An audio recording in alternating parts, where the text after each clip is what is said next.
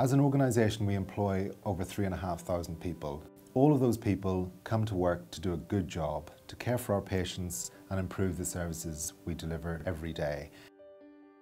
In the course of a year, we will treat almost 500,000 people. Every one of those patient experiences is important to us, and we want to do the very best we can for all of our patients. Listening into Action is really a means by which we capture the ideas and creativity of our staff, and it has really taken off over the last year. We've had a number of big conversations with staff from all sorts of disciplines and professions where they share their frustrations to begin with, but then build on those to create new ideas and new ways of working.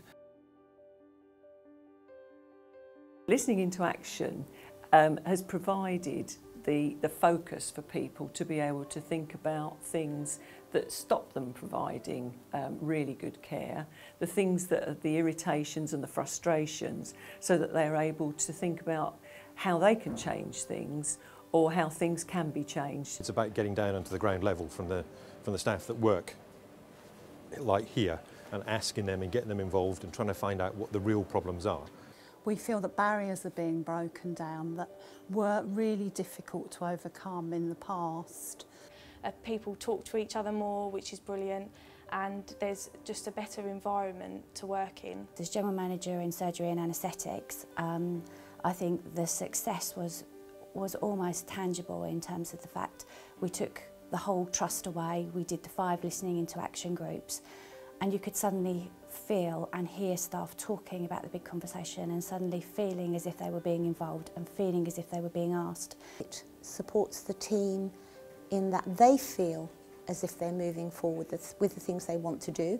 And I think ultimately, I've always said that if you keep staff happy, you keep patients safe and happy. Initially, it was very difficult at times to get the key people engaged.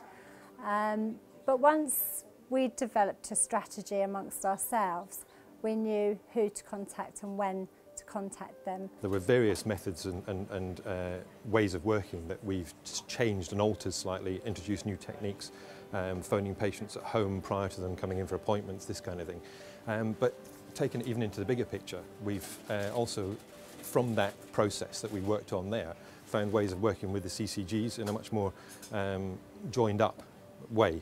I sponsored the physiotherapy group who had a really very good vision about establishing physiotherapy and an acute rehabilitation centre within Medway. We've managed to work together with the team to realise this vision, and in the end this is now on the Trust 2013 and 14 plan. We've been working to improve the first impressions of the hospital as people sort of, come into the main entrance and on site, particularly in public areas like the corridors. What we've done, we've decluttered everything.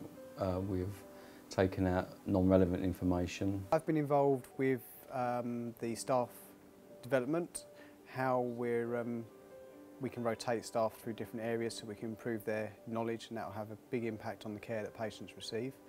And also I'm involved in the development of the cardiology unit. Certainly once we get our new unit, that will make a huge impact to the patients because they won't have to be ferried around all over the different sites of the hospital. And also the staff will be more productive because they won't be, again, moving from one area to another. There won't be one area where they can work. We took around 90 clinicians off-site and asked them what the issues were around patient safety.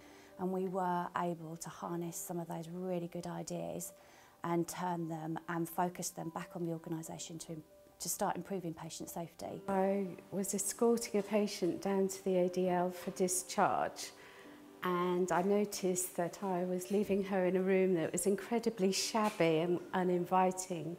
So I raised it at the big conversation meeting. I was very passionate that the ADL is the last experience that the patient would have. It resonated with the chief executive, and he took it on board and really listened and paved the way ahead. It's about making people really comfortable and feeling comfortable with saying, this isn't very good, how can we make it better? What are the things that we can do to improve this? It also turns an organisation's culture from a culture of you must do this because we tell you that's what we've always done, to an organisation that says, what do you think and how can we help you implement those changes?